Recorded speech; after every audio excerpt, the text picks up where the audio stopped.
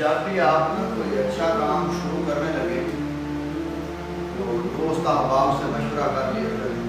یہ اللہ تبارک و تعالیٰ کی سنت ہے کہ اس طرح حضرت آدم علیہ السلام کی تخلیق سے پہلے تمام فرشتوں کو اکٹھا کر کے ایک مشورہ ظاہر کیا.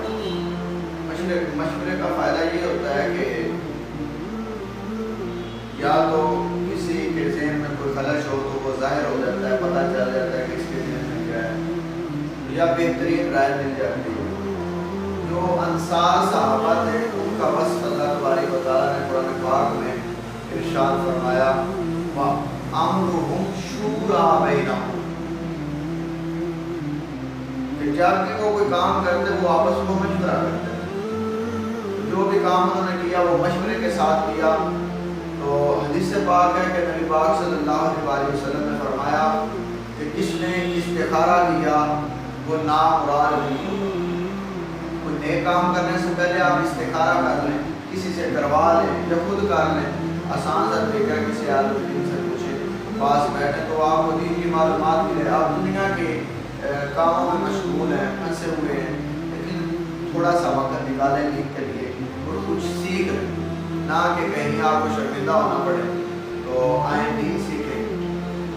اور استخارہ کرنے والا نبی پاک صلی اللہ علیہ وسلم نے فرمایا نامراد نہیں ہوگا, اور جس نے مشورہ کیا وہ نادم نہیں ہوگا, شرمندہ نہیں ہوگا. کہ وہ مشورے کے بغیر اگر کوئی کام کر لیتا ہے, کسی نے کہنا مجھے یہ نہیں ٹھیک ہوا, فلاں نہیں ہوا, فلاں نہیں ہوا, فلاں ہونا چاہیے, یہ کام ہونا چاہیے تھا, تو ان چیزوں سے بندہ بچ جاتا ہے. تو مشورہ بہترین طریقہ ہے. اور تیسرے نمبر پر نبی پاک صلی اللہ علیہ وسلم نے فرمایا کہ میانہ روی اختیار کرنے والا کنگال نہیں ہوگا.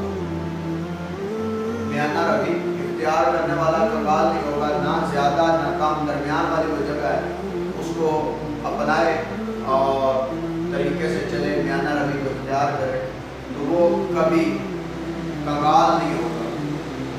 اس کے پاس کسی چیز کی کمی نہیں ہوگی, مانگنے کی ضرورت نہیں پڑے گی. اگر وہ مانگے گا تو صرف اپنے اللہ سے مانگے.